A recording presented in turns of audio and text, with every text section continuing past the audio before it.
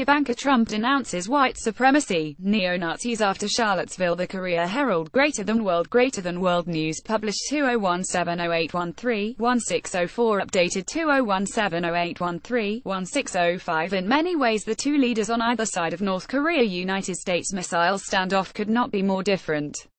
In others they are startlingly similar. North Korea's Kim Jong-un has just overseen his second test of an intercontinental ballistic missile, bringing much of the U.S. mainland within reach and presenting U.S. President Donald Trump with a crisis.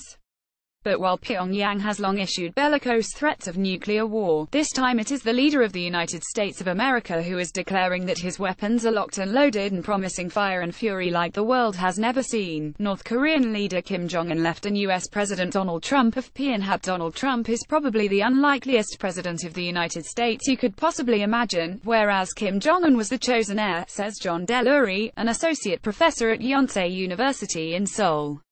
Kim's father and predecessor Kim Jong-il had groomed his son to take his place at the top of Pyongyang's political pyramid for years before his death in 2011. For his part, Trump reached the White House via a career in property development and reality television, followed by an unprecedentedly populist election campaign that upended the U.S. political establishment.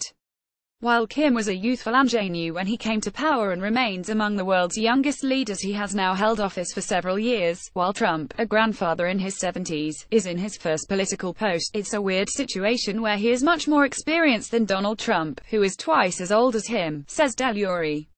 Kim probably thinks he's going to be around after Trump is gone, he points out. Because he's the heir of what appears to be a pretty stable, dynastic state means he has a longer time horizon than most people, and with a universally loyal media in the Democratic People's Republic of Korea, as the North is officially known, and no social media, Kim has no need to concern himself about tomorrow's headlines or respond to them on Twitter. Both men prize loyalty, says Delury, and are willing to employ a high level of flux in personnel to ensure that it's their people who are running the system. That's a commonality between Kim and Trump. They also both deploy relatives in government.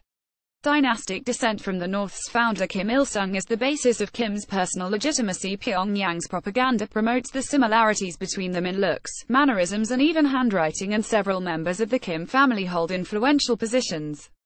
In Washington, Trump's daughter Ivanka is an assistant to the president, her husband Jared Kushner is a close advisor, and Trump's son Donald Jr. has been embroiled in the investigation into alleged Russian influence in last year's election.